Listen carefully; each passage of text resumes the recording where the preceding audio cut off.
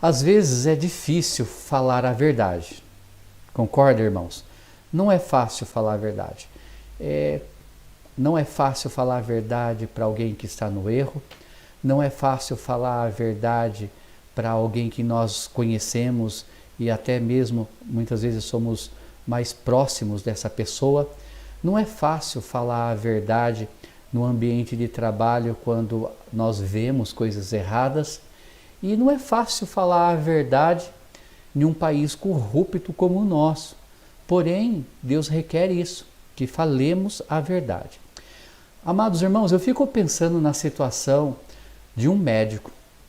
Eu fico imaginando um médico levantando vários exames do seu paciente e de repente, quando vem os resultados, ele infelizmente descobre uma mancha, um nódulo, algo que é grave na situação daquela pessoa. E eu tenho convicção que o desejo de todo médico era chegar para o seu paciente e dar a melhor notícia. Mas sempre vai ser assim. Assim como o médico, né, ele tem que falar a verdade para que então ele possa dar início ao tratamento daquela doença, daquele paciente. Mas não é fácil falar a verdade. No livro de Daniel, no Antigo Testamento, lemos acerca de uma ocasião em que Daniel ele teve uma revelação de Deus sobre o rei Nabucodonosor. Uma revelação dura. E ele tinha que falar a verdade para o rei, não é? Imagine essa situação, um servo diante do seu senhor, do rei, e ter que mostrar os erros, apontar os erros dele ali na frente. Era uma situação bem difícil.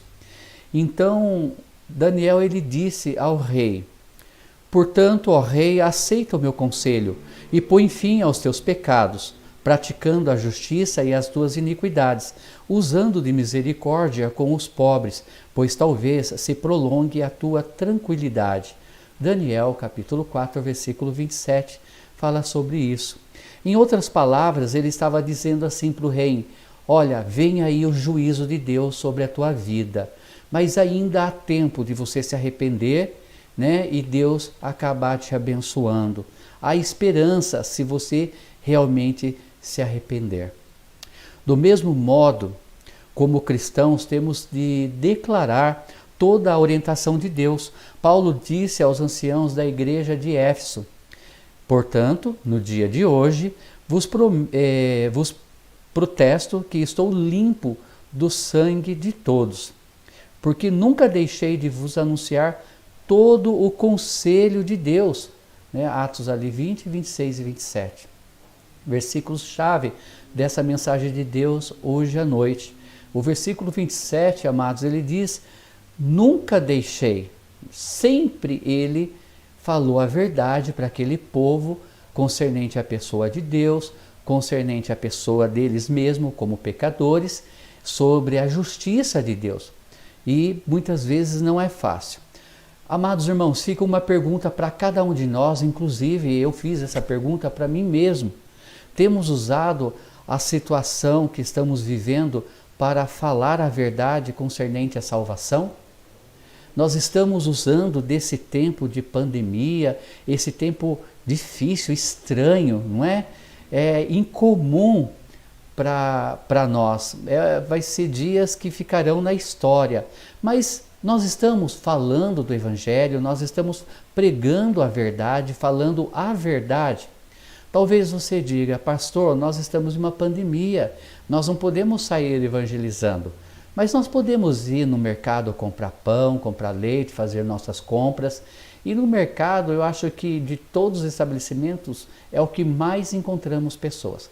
Talvez não podemos todos da nossa casa ir, e eu até aconselho não ir. Mas você que sai, você tem feito isso? Ou se você não tem contato diretamente com alguém nas ruas ou em um estabelecimento, você tem o que nós estamos usando hoje, a internet. O Tiago, ele foi convidado por uma igreja para pregar ontem, né? Fazer duas mensagens, duas pregações sobre os perigos da internet. Eu assistindo a pregação dele, pegando um gancho, ele fala sobre a influência, né, boa e má da internet. E foi interessante que ele fez até uma brincadeira no início, tudo, e colocou duas pessoas de nome no meio evangélico. Duas mulheres, uma falando uma frase e a outra falando a outra. E são frases diferentes. Mas o que ele quis destacar, a influência dentro da internet. Nós podemos usar essa ferramenta? Sim. Então, desde já eu peço para vocês, passe esse link para frente, passe essa mensagem para frente, passe para os seus parentes, passe para os seus amigos, não tenha vergonha, coloque nos grupos que você faz parte. Eu já peguei o link de manhã, já coloquei na minha parentela, podemos usar de várias formas, não é? Se você recebe devocionais, compartilhe com muitas pessoas, principalmente com os incrédulos. É importante isso. Mas nós temos falado a verdade. Nós encontramos ali nesse trecho, Paulo, ele falando que pregou a verdade. Ele fez a parte dele. O que eu quero dizer com isso, amados irmãos, é que infelizmente, também pela internet, eu estou encontrando cada heresia, eu estou encontrando cada pregação que, infelizmente, ao mesmo tempo que almas se edificam através da palavra, ao mesmo tempo que eu creio que há salvação, mesmo pregando pela internet, há aqueles, né, que trazem mensagens dizendo que o inferno não existe, que o pecado não existe. Hoje mesmo eu estava lendo sobre isso. Hoje mesmo, que não existe o porquê temer, que Deus é apenas amor. Mas falar a verdade não é só falar a parte boa, não é? Quando você conhece uma pessoa, estamos falando daquela pessoa que ainda é solteira e ela quer encontrar, né, uma pessoa para namorar e casar, e quando ela encontra, ela quer falar dela e ela quer também conhecer da outra pessoa. Eles querem interagir, não é? Então, ali é importante já começar a falar a verdade sobre si, um para o outro, para que não tenha problemas lá no futuro. Mas é triste quando nós omitimos, quando nós não falamos a verdade. E isso tem acontecido nos dias de hoje. Quando eu falo, fale a verdade, quando Deus ele diz para sermos atalaia, naquele trecho de Ezequiel, capítulo 3, versículos 16 ao 19, fala se, né, um ímpio morrer pela minha vontade, em outras palavras, dizendo que Deus é o dono, né? Ele é o autor da vida e da morte. E quando ele vai ceifar, é importante aquele ímpio saber o caminho certo, que é o céu. Mas como falar, o que falar para as pessoas é importante, muito importante. Se nós chegássemos hoje ao céu, estaríamos limpos do sangue daqueles que tivemos a oportunidade de pregar o Evangelho? Ah, quantas pessoas que têm passado na minha vida, pastor, e eu não falei do Evangelho. Quantas pessoas, amados irmãos, passou na minha vida, eu sendo pastor, e eu perdi a oportunidade muitas vezes. Porque muitas vezes nós não estamos com um coração de atalaia. Nós não estamos com um coração de evangelista, de um pregador, ou simplesmente de um servo fiel, no sentido de passar, pregar as boas novas. Olha, no entanto, às vezes, omitimos coisas que nos deixam pouco à vontade, como o inferno ou o juízo. Há pessoas, amados irmãos, que ao evangelizar, têm medo de falar sobre o castigo eterno, têm medo de falar sobre o pecado, acha que isso são palavras duras e que vai espantar a pessoa. Eu não consigo imaginar uma pessoa se convertendo só ouvindo que o céu é uma grande bênção, que lá ruas de ouro e que Deus é a nossa luz e não haverá mais escuridão, nem tristeza, nem dor. Eu não vejo como uma pessoa pode se converter verdadeiramente só ouvindo a parte boa. Porque como ele vai se arrepender? Como ele vai temer a esse Deus? Não é? Muitas vezes nós dizemos coisas como: creia em Jesus, ele vai fazer você uma pessoa feliz, ele vai satisfazer todos os seus desejos. E você será muito recompensado. Aí então aquela pessoa que ouve isso, ela fala assim: eu não quero crer em Jesus, não quero aceitar ele. O que acontece se eu não crer em Jesus? Aí pega, não é? Às vezes você poderia dizer: olha, se você não aceitar Cristo vai acontecer isso e aquilo. Mas não, muitas vezes para amenizar: você vai deixar de ser feliz. Você vai perder muitas bênçãos. Você vai ter vários problemas na sua vida se você não crer em Jesus. Isso não é evangelismo. Entenda isso. Tem muitas denominações evangelizando com jornal, colocando até propaganda do mundo. Tem muitas pessoas usando do mundo para evangelizar, só fazendo a pessoa ir duas vezes mais para o inferno do que a primeira vez. Então temos que cuidar com isso. Precisamos dar a elas toda a verdade, assim como Paulo deu a todo aquele povo. Contudo, não a dizemos como sorrisos no rosto. O que eu quero dizer, irmãos, que muitas vezes falamos do Evangelho com aquela alegria, e é importante, né? O coração alegre formoseia o rosto. Isso é bom. Mas quando nós vamos falar da parte triste do Evangelho, que é sobre a causa do pecado, ou quais as consequências do pecado, não tem como ter alegria, não é? Eu lembro de um seminarista em uma das provas, em classe, no seminário, ele tinha que falar sobre o inferno, e ele falou rindo, ele falou assim: quantas pessoas não estão indo para o inferno? Quantas pessoas não estão serão lançadas mais tarde no lago de fogo? Não. Nós temos que ficar com um semblante triste quando nós pensamos em almas indo para o inferno. Isso não tem acontecido, irmãos. Não tem acontecido. Olha, não é fácil dizer a alguém: a Bíblia diz que vai acontecer um juízo e que se não cremos em Jesus Cristo, seremos lançados no inferno. Temos que contar a verdade. É isso. Então, fale a verdade, mas fale a verdade começando pelo que a pessoa é, pecadora, pelo pecado. Mas o que é o pecado? Nós já sabemos o que é o pecado, amados irmãos, e eu espero que você saiba o que é o pecado. E nós sabemos que pecado não é classificar pecadão de pecadinho, não é? Então, se eu não roubo, se eu não mato, se eu não adultero, então eu não tenho pecado. Não é por aí. Olha só algumas palavras hebraicas e algumas palavras em grego sobre o significado de pecado. Primeiro, olha, a palavra que você vê no seu vídeo aí, hebraica, certo? Significa algo como desviar do caminho, errar o alvo, no sentido de um erro ou desvio deliberado. Desviar do caminho. E nós vamos ver um pouco para frente sobre versículos que falam sobre isso. A segunda palavrinha em hebraico ali fala de integridade, desonestidade, iniquidade, ao afastar-se intencionalmente do caminho da justiça. Olha agora as palavras gregas. A primeira ali, essa palavra é a palavra mais abrangente do pecado no Antigo Testamento e também na Septuaginta.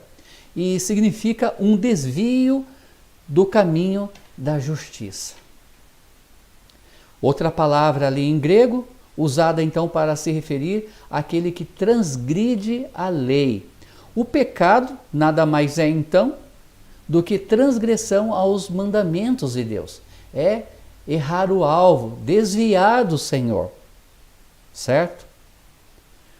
Segundo 1 João 3,4 diz assim: qualquer que comete pecado também comete iniquidade, porque o pecado é iniquidade.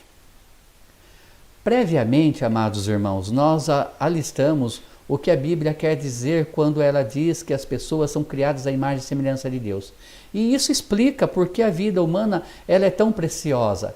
Porque a raça humana ela foi criada à imagem e semelhança de Deus. Isso é maravilhoso.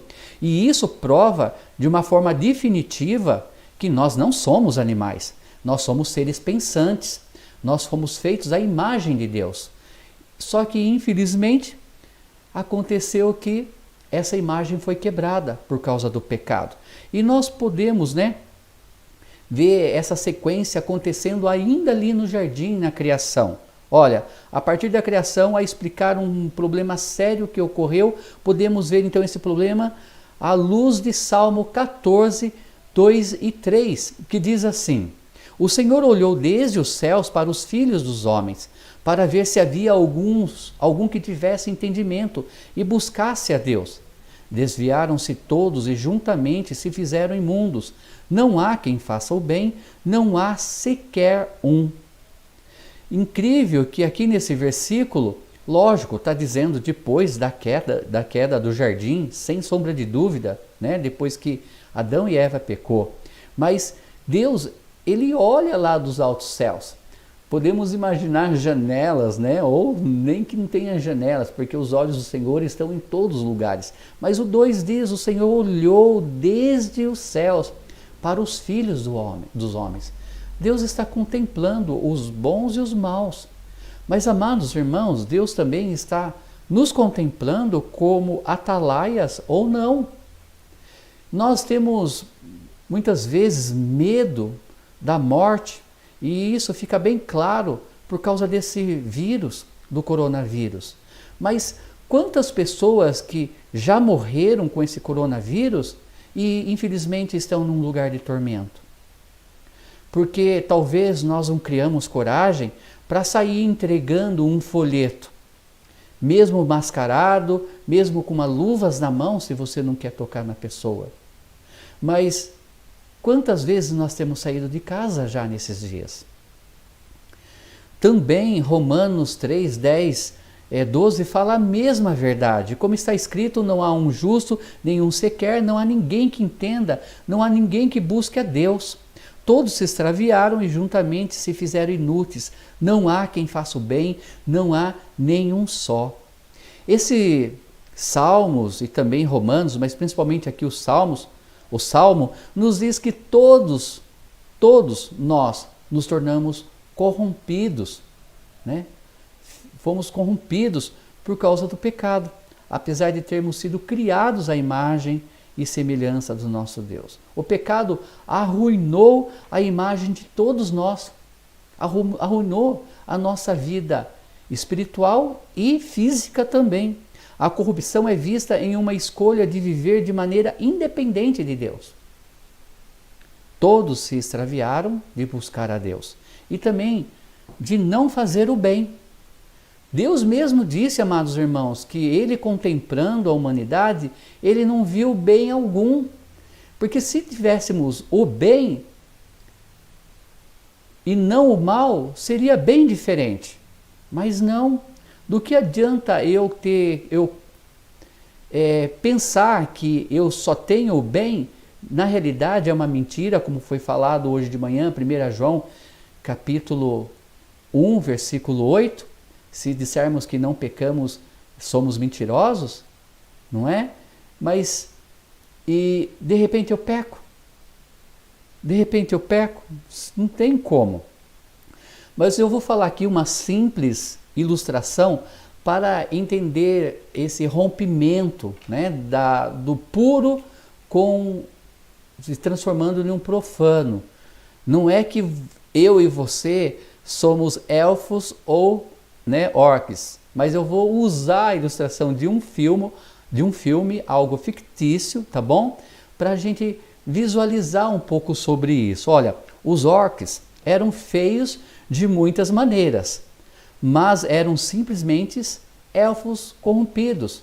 Se você não sabe, O Senhor dos Anéis, esses orcs, eles antes eram elfos. Olha, para entender isso, compare os orcs e elfos do filme do Senhor dos Anéis. Os orcs eram feios e maus. Os elfos são bonitos e pacíficos, né? O Legolas, você pode olhar ele ali e ver um Legolas, né? O Legolas ao lado de um orc, é diferença imensa. Mas os orcs outrora foram elfos que Sauron havia corrompido no passado. Ou como podemos lembrar também do Sméagol e Gollum, que eram o mesmo, só que um antes e depois, né, do erro.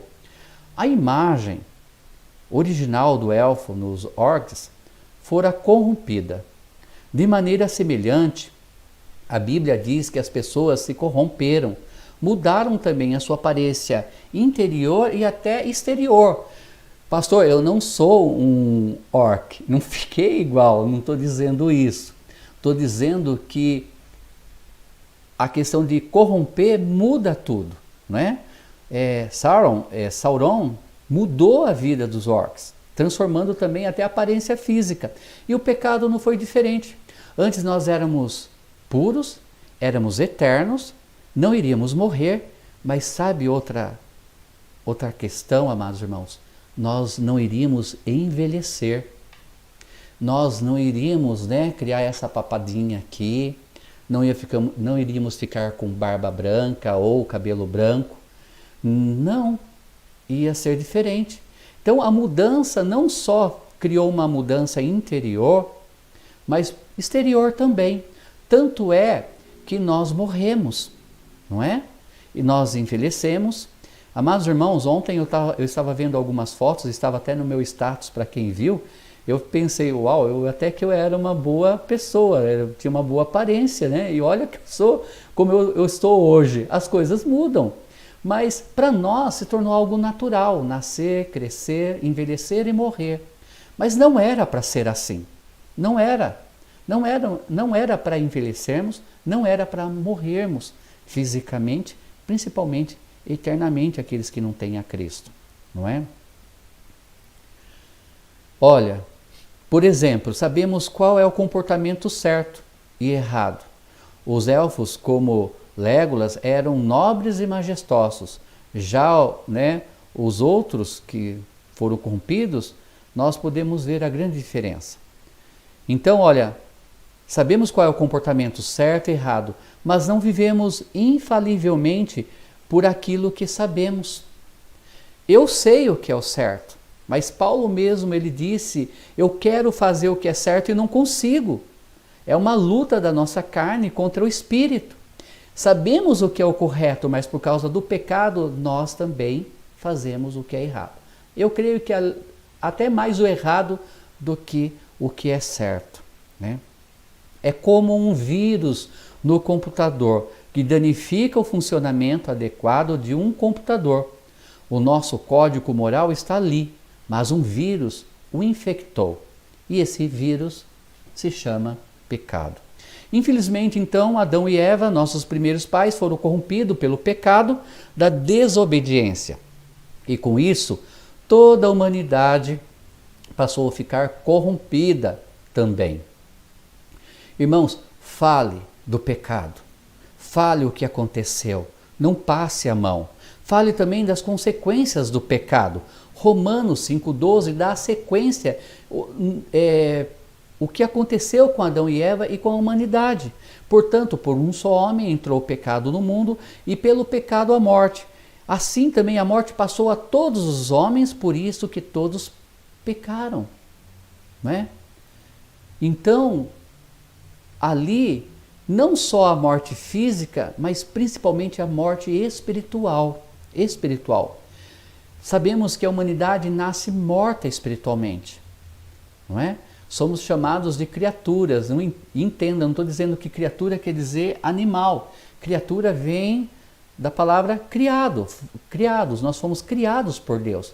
Mas só passa a ser filho e filha de Deus aqueles que creem em Jesus Cristo. Isso fala em João capítulo 1,12. Mas a todos, quando receberam, deu-lhes o poder de serem feitos filhos de Deus, a saber, aos que creem no seu nome. Nem todo mundo crê e nem todo mundo é filho. e se crê, aí que é transformado.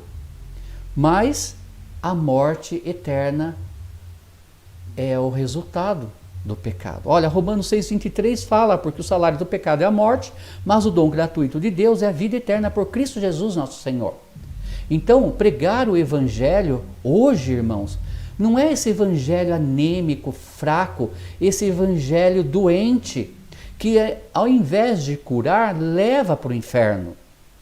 Temos que falar o verdadeiro evangelho, pregar a verdade, que nós somos pecadores de nascença. De nascença. Olha, Efésios 2:1-3 fala, e vos vivificou, estando vós mortos em ofensas e pecados, entre os quais todos nós também antes andávamos nos desejos da nossa carne, fazendo a vontade da carne e dos pensamentos, e éramos por natureza filho da ira, como os outros também.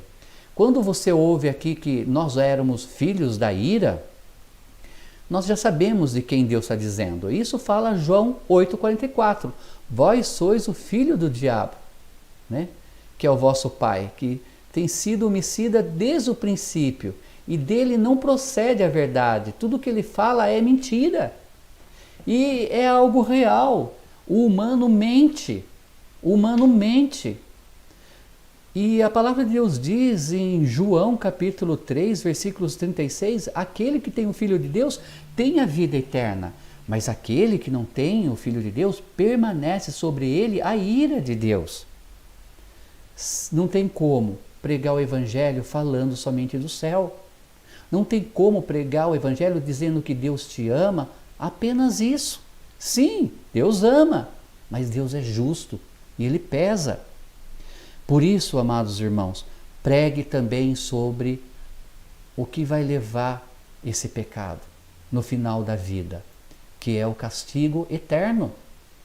Irmãos, eu abri para estudar a palavra de Deus essa semana e encontrei uma pessoa pregando sobre isso, que o inferno não existe, que muitas igrejas cristãs estão pregando heresia, dizendo que o inferno existe.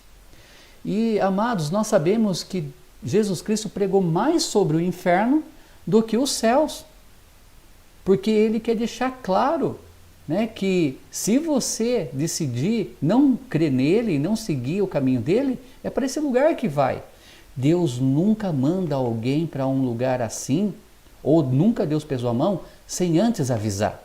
Não foi diferente com Noé, não foi diferente com Ló em Sodoma e Gomorra, e não vai ser diferente na grande tribulação também, porque nós estamos avisando. Olha, o inferno é um lugar de fogo, fale isso, de fogo. O homem, Lucas 16:24 diz, estou atormentado nessa chama. E essa pessoa que estava pregando na internet, ele estava dizendo, eu tenho 5 perguntas para desmascarar todos esses falsos evangélicos, dizendo que o céu é que o inferno existe. Como pode usar em Lucas 16 e dizer que ali aquele homem está no inferno e do lado do inferno está o paraíso? Como pregar um paraíso no qual eu vou ver os meus parentes queridos perecendo no inferno?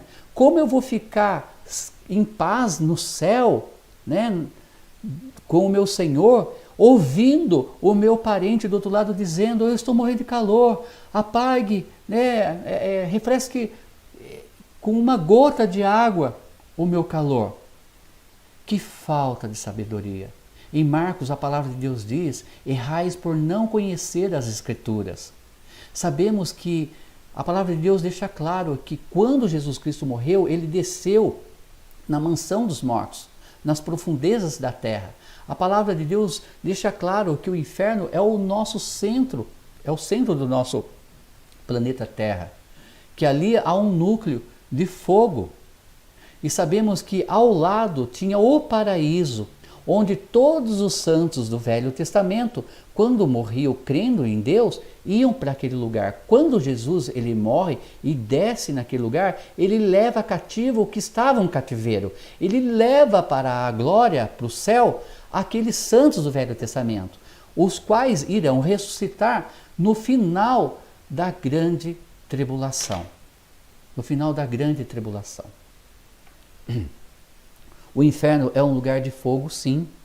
Em Mateus 13:42, Jesus diz: e lançá-lo-ão na fornalha de fogo, e ali haverá choro e ranger de dentes. Em Mateus 25:41, Jesus diz: apartai-vos de mim, malditos, para o fogo do inferno. Não só ele diz: apartai-vos de mim, mas ele chama eles de malditos, porque eles não são abençoados. Só são abençoados aqueles que creem em Jesus Cristo como Senhor Salvador, porque a maldição do pecado ainda estava neles. Apocalipse capítulo 20, versículo 15 diz: e todo aquele que não foi achado escrito no livro da vida foi lançado no lago de fogo. E aqui fala então no final do milênio, no grande trono branco, quando Deus então vai tirar todos os ímpios de todas as épocas, desde a época de Caim até aqueles dias ali do final do milênio, para colocar diante dele, para receber a sentença e ser lançado no lago de fogo.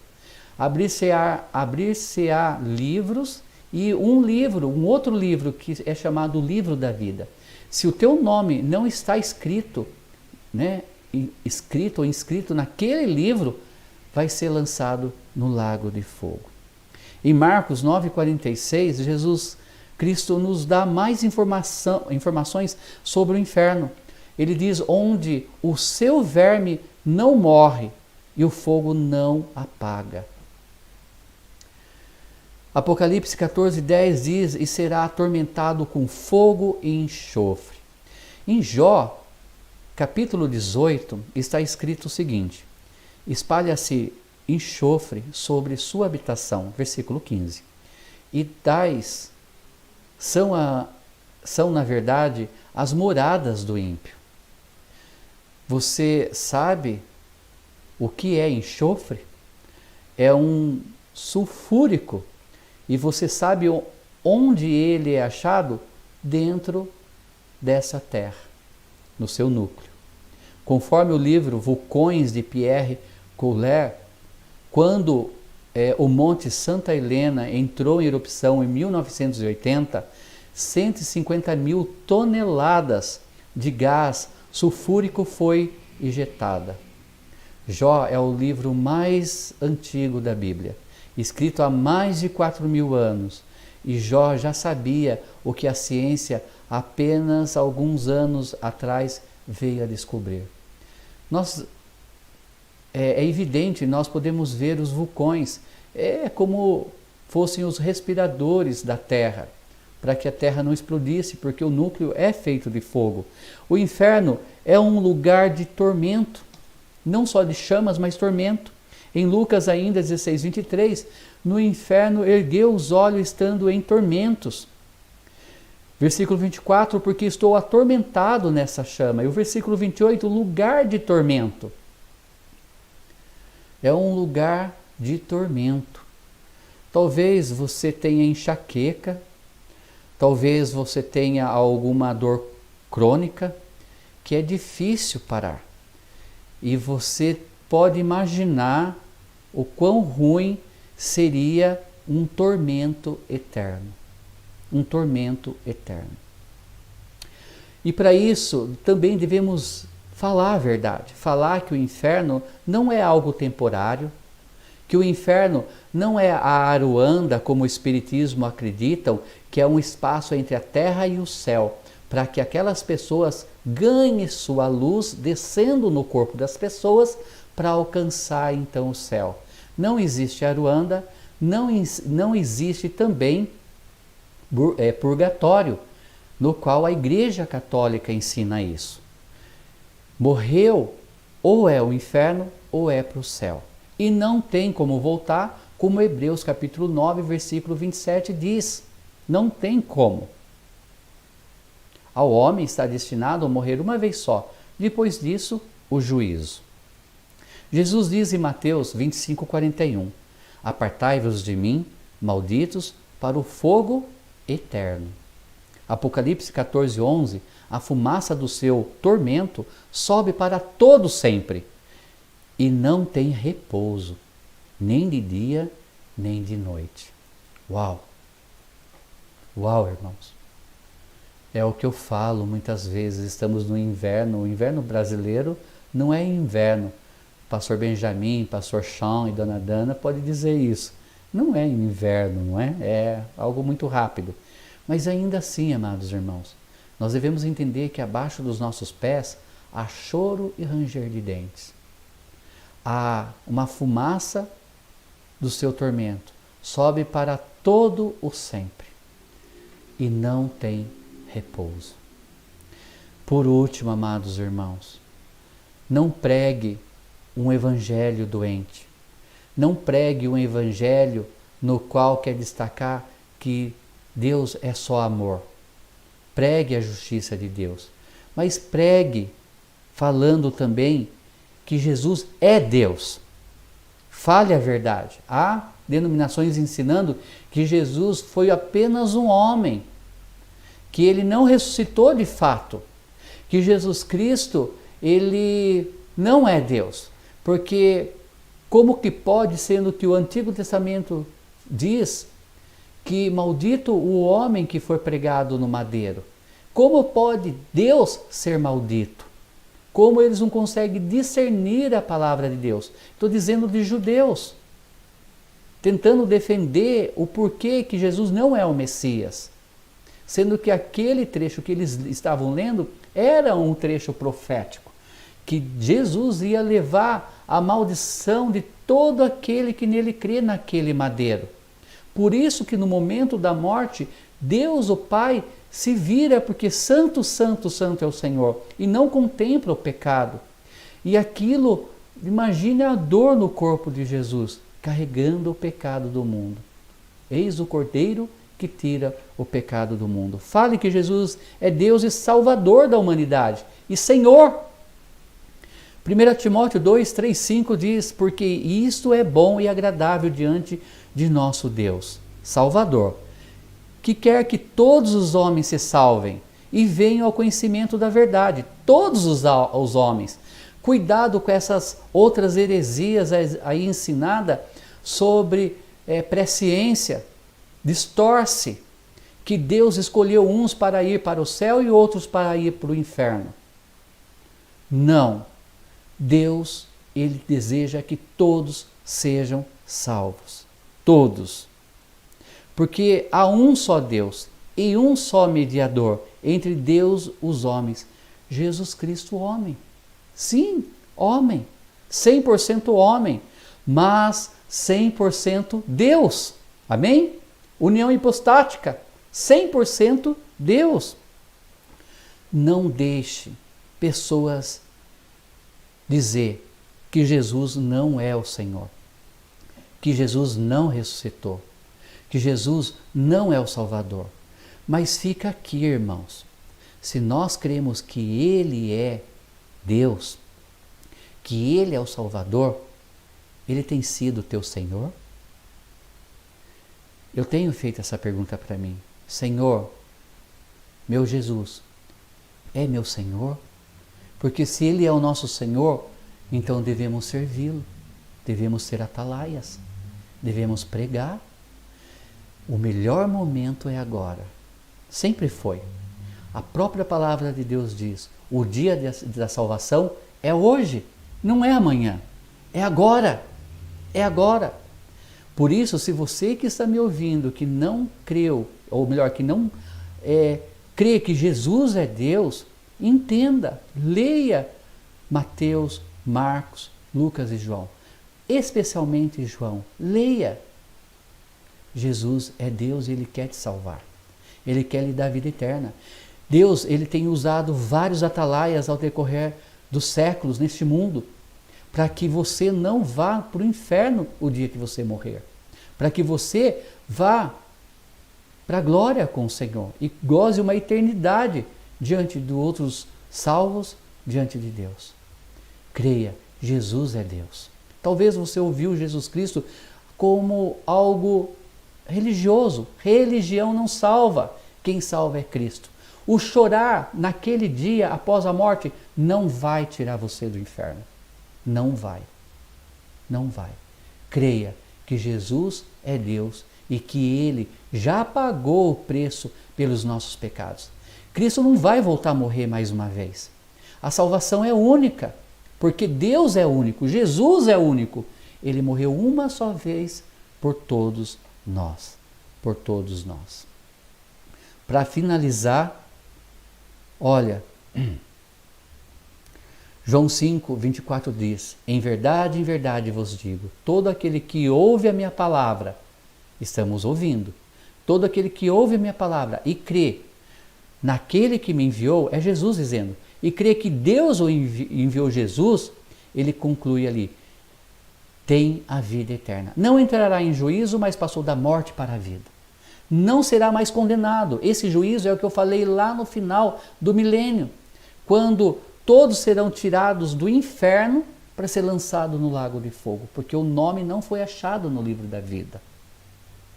Mas Deus prova o seu amor para conosco pelo fato de Cristo ter morrido morte de cruz, nós ainda sendo pecadores. Creia nisso. Mas para nós, amados irmãos, estamos falando a verdade? Ou estamos jogando confete, enfeitando o evangelho, porque é melhor conquistar? Irmãos, eu creio que a igreja que prega esse verdadeiro evangelho, ela não vai encher tanto. Eu estou dizendo pelo lado humano, não por Deus. Porque o humano não quer ouvir a verdade. Mas quem acrescenta é Deus, não somos nós. Então pregue e Deus acrescentará. Só que eu não quero ter uma igreja cheia, cheia de pessoas vazias do Espírito Santo. É o que tem por aí. É o que tem por aí. Para finalizar, 2 Timóteo 4,2. Que pregues a palavra, insta a tempo e fora de tempo, retarguas, repreendas, exortes, com toda a longanimidade e doutrina. Tem sido um atalaia? Deus vai cobrar de nós o sangue daqueles que estão próximos de nós. Pense nisso.